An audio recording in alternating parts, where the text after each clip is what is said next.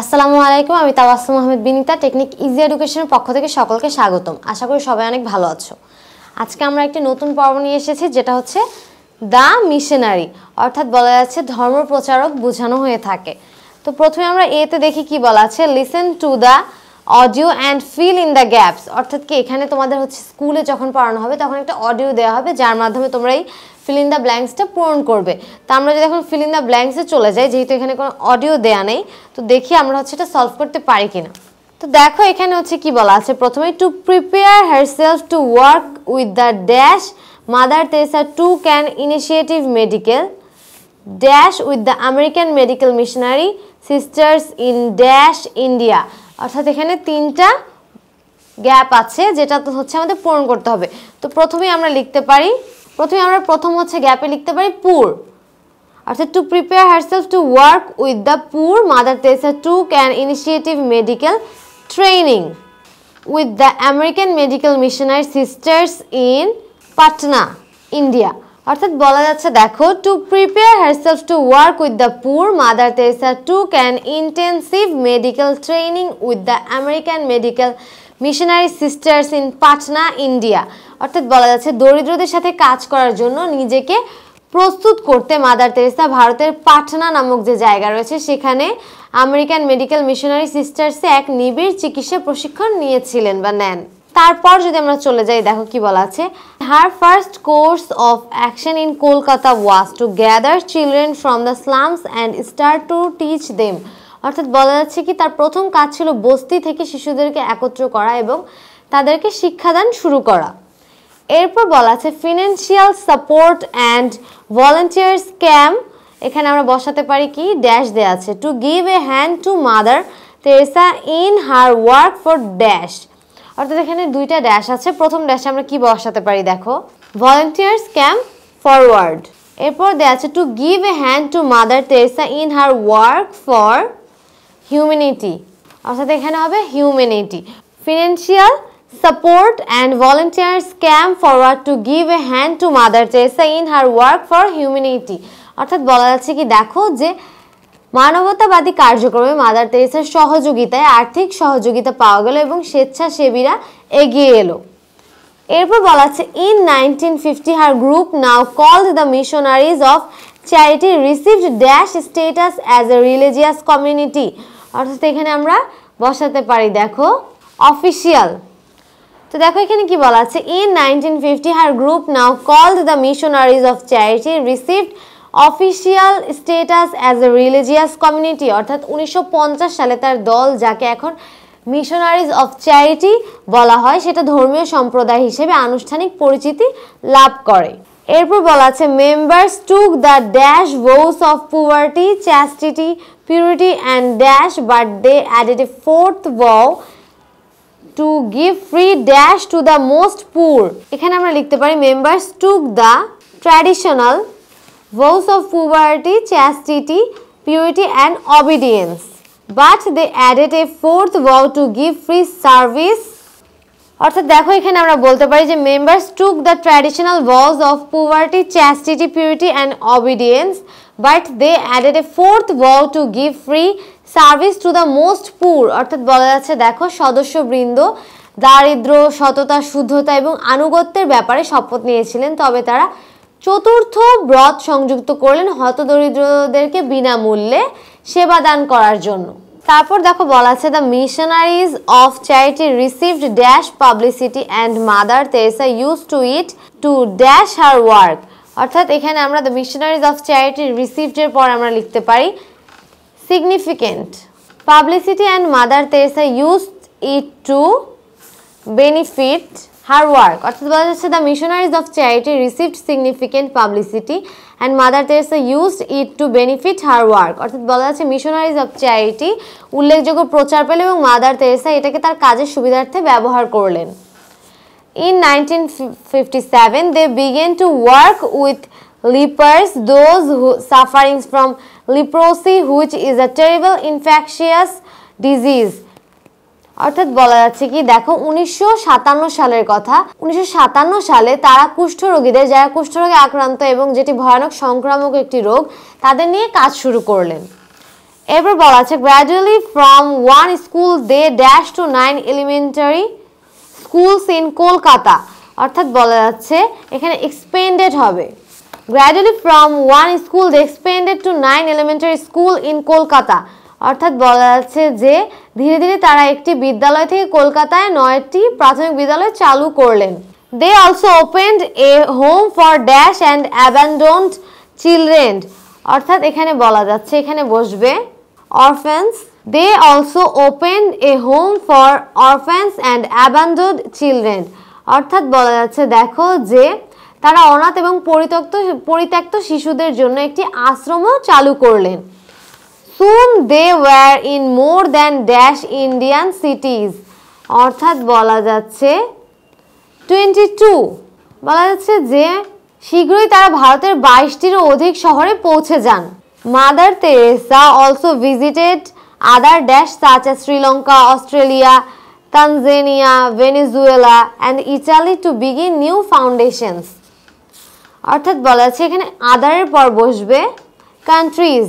Mother Teresa also visited other countries such as Sri Lanka, Australia, Tanzania, Venezuela and Italy to begin new foundations, অর্থাৎ বলা যাচ্ছে mother Teresa নতুন নতুন foundation চালু করতে অন্যান্য দেশ যেমন শ্রীলঙ্কা, অস্ট্রেলিয়া, তানজানিয়া, ভেনেজুয়েলা ও ইটালি পরিদর্শন করেন।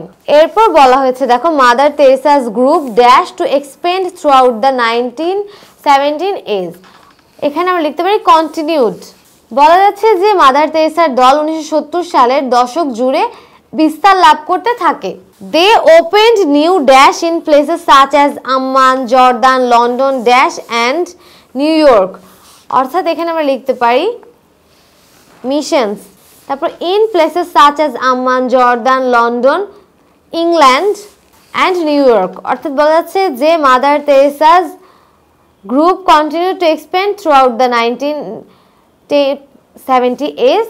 They opened new missions in places such as Amman, Jordan, London, England and New York, অর্থাৎ বলা যাচ্ছে কি দেখো যে তারা বিভিন্ন স্থানে যেমন জর্ডানের আম্মান, ইংল্যান্ডের লন্ডন এবং নিউ ইয়র্কে নতুন মিশন খোলেন। By 1979 Mother Teresa's groups had more than dash different operations in over 25 countries around the world with dozens more ventures to follow, অর্থাৎ এখানে আমরা দেনের পর লিখতে পারি 200, বলা যাচ্ছে যে দেখো by 1979 Mother Teresa's groups had more than 200 different operations in over 25 countries around the world with dozens more ventures to follow, অর্থাৎ বলা যাচ্ছে যে 1970 সাল নাগাদ মাদার তেরেসার দল সারা বিশ্বে 5টিরও বেশি দেশে কয়েক ডজন উদ্যোগ গ্রহণ করা ছাড়াও 200-র অধিক ভিন্ন ভিন্ন কার্যক্রম শুরু করেছিলেন বা চালু করেছিলেন। তো এই ছিল আমাদের ফিল ইন দ্য ব্ল্যাঙ্কস। আশা করি তোমরা ফিল ইন দ্য ব্ল্যাঙ্কসটি বুঝতে পেরেছো। আমরা মাদার তেরেসার আগের পর্বেও অনেক কিছু জেনেছি, এই পর্বেও মাদার তেরেসা সম্পর্কে পড়েছি। তো এই ছিল হচ্ছে মাদার তেরেসা সম্পর্কে আরো বিস্তারিত। আশা করি তোমরা ফিল ইন দ্য ব্ল্যাঙ্কসটা বুঝতে পেরেছো। তারপর দেখি আমরা বিতে কি বলা আছে, read the completed text and say if the following statements are true or false. If false, give the correct information, অর্থাৎ বলা যাচ্ছে এখন আমরা ট্রু ফলস শিখবো, অর্থাৎ সত্য মিথ্যা, যা থেকে যদি আমরা মিথ্যা বা ফলস পাই তাহলে যেন সঠিক উত্তরটি আমরা বাছাই করে লিখি সেই সম্পর্কে বলা আছে এখানে। তো আমরা প্রথমেই 1 নম্বরে চলে যাই, দেখি এখানে কি বলা আছে।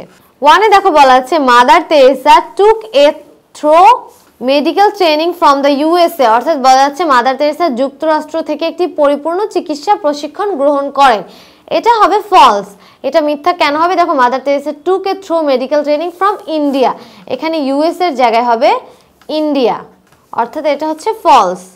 আমরা বলতে পারি 1 নম্বর হচ্ছে Mother Teresa took a thorough medical training from the USA, যেটা হবে হচ্ছে false. Mother Teresa took a thorough medical training from the India, এটা হচ্ছে সঠিক অ্যান্সার। ইউএস এর জায়গায় শুধু আমরা ইন্ডিয়া লিখে দিলেই হবে। তারপর 2 দেখো কি বলা আছে, at first she collected children from the streets and gave them food and clothing, অর্থাৎ বলা যাচ্ছে যে প্রথমে তিনি রাস্তা থেকে শিশুদেরকে সংগ্রহ করলেন এবং তাদেরকে খাদ্য ও বস্ত্র দিলেন, এটা হচ্ছে ফলস হবে।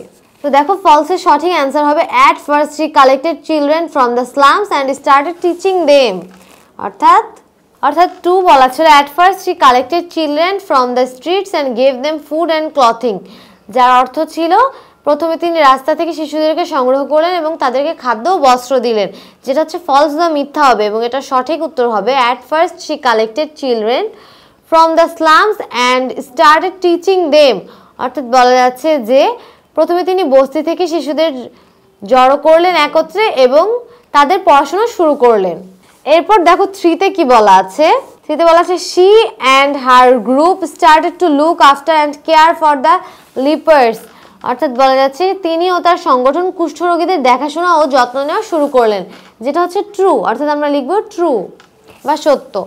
তারপর 4 দেখো কি বলা আছে, 4-এ বলা আছে যে it took them a long time to go to other cities of India.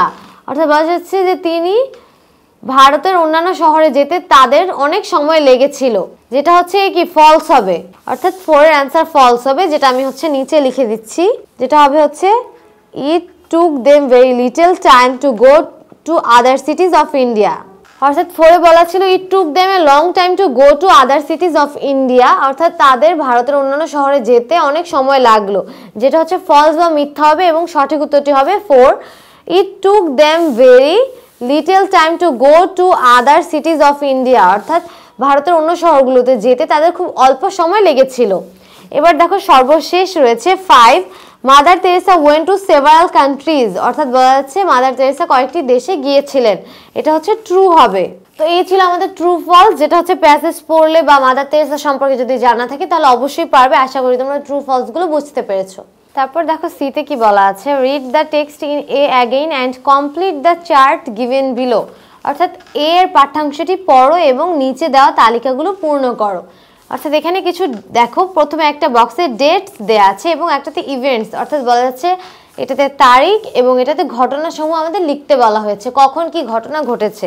তো আমরা প্যাসেজের উপর বেস করে বা এতে যা পড়েছি তার উপর বেস করে এখানে কিছু লেখার চেষ্টা করি। তো এখানে দেখো প্রথমে আমরা লিখতে পারি 1950।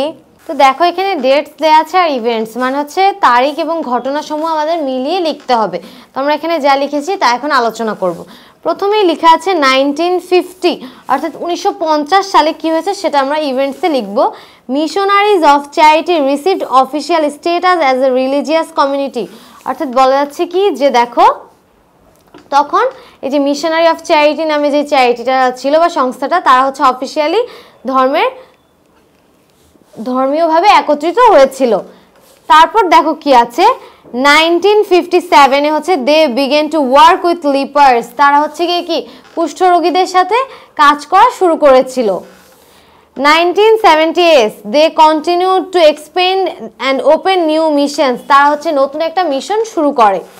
1979 হচ্ছে they had more than 200 different operations in over 25 countries. তাদের 200-রও অধিক হচ্ছে কি অপারেশন ছিল 25টা দেশের মতো দেশে। তো এই ছিল ডেট এবং ইভেন্টসের যে আলোচনা সমূহ। আশা করি তোমরা বুঝতে পেরেছো কোথায় কোন সালে কি হয়েছে সে সম্পর্কে আমরা আলোচনা করে পেয়েছি। তারপর দেখো ডিতে কি বলা আছে, read the text in a again and answer the following questions. অর্থাৎ বলা যাচ্ছে এর অনুচ্ছেদটি আবার পড়ো এবং নিচের প্রশ্নগুলোর উত্তর দিতে বলা হয়েছে। তো আমরা দেখি 1 নম্বরে কি কোশ্চেন দেওয়া আছে, what did mother Teresa initially do before beginning to work for humanity. অর্থাৎ বলা যাচ্ছে যে মানবতার জন্য কাজ শুরু করার আগে প্রাথমিক পর্যায়ে মাদার তেরেসা কি করতেন। তো এখানে আমরা লিখতে পারি, তো এখানে আমরা হচ্ছে প্রথমটার অ্যান্সার হিসেবে লিখতে পারি, দেখো Initially, Mother Teresa took an intensive medical training before beginning to work for humanity. অর্থাৎ বলা যাচ্ছে যে মানবতার জন্য কাজ শুরু করার আগে প্রাথমিক পর্যায়ে মাদার তেরেসা চিকিৎসায় নিবিড় প্রশিক্ষণ নিয়েছিলেন। এরপর দেখো 2তে কি বলা আছে, how many vows did the missionaries of charity take? What were they? অর্থাৎ বলা যাচ্ছে এখানে যে মিশনারিরা কতটি গ্রহণ করেছিল সেগুলো কি কি। অর্থাৎ আমরা এখানে লিখতে পারি, দেখো the missionaries of charity took 4 vows. They were of poverty, of chastity, of obedience and to give free service to the most poor. অর্থাৎ বলা যাচ্ছে কি দেখো যে মিশনারিজ অফ চ্যারিটি 4টি শপথ নিয়েছিল, যেটা হচ্ছে সেগুলো হলো দরিদ্র, সততা, আনুগত্য এবং হতদরিদ্রকে বিনামূল্যে সেবা দেওয়ার। লাস্ট নাম্বার কোশ্চেন 3তে আছে, what did mother Teresa and her group do. অর্থাৎ বলা যাচ্ছে যে মাদার তেরেসা এবং তার দল ও বা সংগঠন কি করতো। তো এখানে আমরা লিখতে পারি, দেখো এখানে আমরা থ্রিতে লিখতে পারি mother Teresa and her group worked with lepers, started elementary schools, opened home for orphans and abandoned children etc. অর্থাৎ বলা যাচ্ছে যে মাদার তেরেসা এবং তার দল কুষ্ঠরোগীদের নিয়ে কাজ করতেন এবং প্রাথমিক বিদ্যালয় শুরু করতেন, এতিম এবং পরিত্যক্ত শিশুদের জন্য আশ্রমও খুলতেন ইত্যাদি কাজ তিনি করে গিয়েছেন বা করেছেন বলা যায়। তো এই ছিল হচ্ছে 3টা প্রশ্নের উত্তর। আশা করি তোমরা প্রশ্নগুলো এবং প্রশ্নের উত্তরগুলো বুঝতে পেরেছো। তো তারপর দেখো আমরা চলে যাই পরে। Now write the answers in your exercise book. অর্থাৎ এখানে আমাদের উত্তর লিখতে বলা হয়েছে। আমরা যে উত্তরগুলো লিখেছি আশা করি তোমরা বুঝতে পেরেছো। ইতে বলা হয়েছে, do you know anyone in your locality who helps the needy and does so to make others happy, write a short composition about him her. অর্থাৎ বলা যাচ্ছে মাদার তেরেসার মতো আর কাউকে কি তুমি তোমার এলাকায় চেনো যিনি দিন দরিদ্রকে সাহায্য করেন এবং তা করেন অন্যদেরকে সুখী করতে, তার সম্পর্কে একটি সংক্ষিপ্ত অনুচ্ছেদ লিখতে বলা হয়েছে। তো এখানে আমরা হচ্ছে কি একজন সম্পর্কে লিখে দিতে পারি। তো আমি লিখেছি, সেটা এখন আলোচনা করব এবং তোমাদের বুঝিয়ে দেওয়ার চেষ্টা করব। তো দেখো এখানে হচ্ছে আমরা যখন লিখবো তখন এটা হেডলাইন দিতে পারি, এ বিনোভোলেন্ট পারসন। এই যে আমরা হেডলাইন দিয়েছি, যার অর্থ হচ্ছে একজন পরোপকারী ব্যক্তি। তারপর যদি আমরা লেখা শুরু করে দিই, দেখো এখানে বলা আছে রহিম মোল্লা, একজন লোকের নাম দিয়েছি আমরা রহিম মোল্লা, যে আমাদের এলাকায় থাকে। আমি আমার মতো করে লিখেছি, তুমি তোমার মতো করে আমার থেকে হিন্টস নিয়ে লিখতে পারো। Rahim Molla is well known in our locality for his philanthropic activities. অর্থাৎ রহিম মোল্লা আমাদের এলাকায় তার মানব হিতৈষী কর্মকাণ্ডের জন্য সুপরিচিত। For the poor and helpless he is a saviour. অর্থাৎ বলা যাচ্ছে গরিব ও অসহায়দের জন্য তিনি এক ত্রাণকর্তা। Rahim Molla completed his education from the university of Dhaka. Rahim Molla Dhaka বিশ্ববিদ্যালয় থেকে তার শিক্ষা শেষ করেন। But instead of staying in Dhaka he came back to his village and engaged himself in agriculture. অর্থাৎ বলা যাচ্ছে যে পড়ালেখা শেষ করার পর তিনি ঢাকায় না থেকে তার গ্রামে ফিরে আসেন এবং কৃষিকাজের সাথে নিজেকে সম্পৃক্ত করেন। Within few years he gathered vast wealth. অর্থাৎ বলা যাচ্ছে যে কয়েক বছর মধ্যে তিনি বিপুল সম্পত্তি অর্জন করেন। But he did not lead a luxurious life. অর্থাৎ তিনি কখনোই বিলাসী জীবন কাটাননি। তার যে এত হচ্ছে বিপুল সম্পত্তি অর্জন করেছিল, তারপরও তিনি কখনো বিলাসী জীবন কাটাননি। He still helps the poor by giving them zakat, by giving them money in their daughters wedding, education and during natural calamity etc. অর্থাৎ বলা যাচ্ছে যে তিনি আজও গরিবদেরকে তাদের মেয়ের বিয়ে, লেখাপড়া ও প্রাকৃতিক দুর্যোগে টাকা দিয়ে সাহায্য করে যাচ্ছেন। He has established a shelter for the helpless old who have none to feed them, take care of them and console them. অর্থাৎ বলা যাচ্ছে যে অসহায় বৃদ্ধদের খাওয়ানোর, যত্ন নেওয়ার এবং সান্ত্বনা দেওয়ার কেউ নেই, তিনি তাদের জন্য একটি আশ্রয়স্থল প্রতিষ্ঠা করেছেন। He brings them to this shelter and gives them an environment where they can die peacefully. তিনি তাদেরকে আশ্রয়ে নিয়ে আসেন এবং এমন একটি পরিবেশ দেন যেখানে তারা শান্তিতে মরে যেতে পারবে। He also helps the orphans. He collects them from different places and keeps in his shelter. অর্থাৎ বলা যাচ্ছে যে তিনি এতিমদের সাহায্য করেন এবং বিভিন্ন স্থান থেকে তাদেরকে সংগ্রহ করেন ও তাদের আশ্রয়স্থলে নিয়ে আসেন। If he sees anyone dying uncared and without medicine, he at once goes to him and gives money for treatment. অর্থাৎ বলা যাচ্ছে তিনি যদি কাউকে দেখেন অযত্নে বিনা ওষুধে মারা যাচ্ছে, সাথে সাথে তার নিকট যান এবং চিকিৎসার জন্য তাকে টাকা দিয়ে সাহায্য করে থাকেন। Man like Rahim Molla is really the pride of our country. অর্থাৎ রহিম মোল্লার মতো মানুষ সত্যি আমাদের দেশের জন্য একটি অহংকার বা গৌরব বলা যায়। তো এই ছিল হচ্ছে আমাদের প্যাসেজ বা হচ্ছে একটা অনুচ্ছেদ যেটা আমাদের তৈরি করতে বলা হয়েছিল, যা মাদার তেরেসা সম্পর্কে পড়ার পর আশা করি হচ্ছে তোমরা এই ছোট্ট অনুচ্ছেদগুলো বুঝতে পেরেছো। এরপর আমরা কিছু প্রশ্ন পড়েছি, এমসিকিউ পড়েছি, আবার ট্রু ফলস সলভ করেছি। আগের পর্বেও আমরা হচ্ছে মাদার তেরেসা সম্পর্কে অনেক কিছু জেনেছি। আশা করি তোমরা হচ্ছে মাদার তেরেসা সম্পর্কে এবং এখন যে অনুচ্ছেদটি পড়লাম সে সম্পর্কে ভালোভাবে বুঝতে পেরেছো। তো আমাদের আজকে এই পর্ব এই পর্যন্তই ছিল। আগামী পর্ব দেখার জন্য সকলকে আমন্ত্রণ রইল।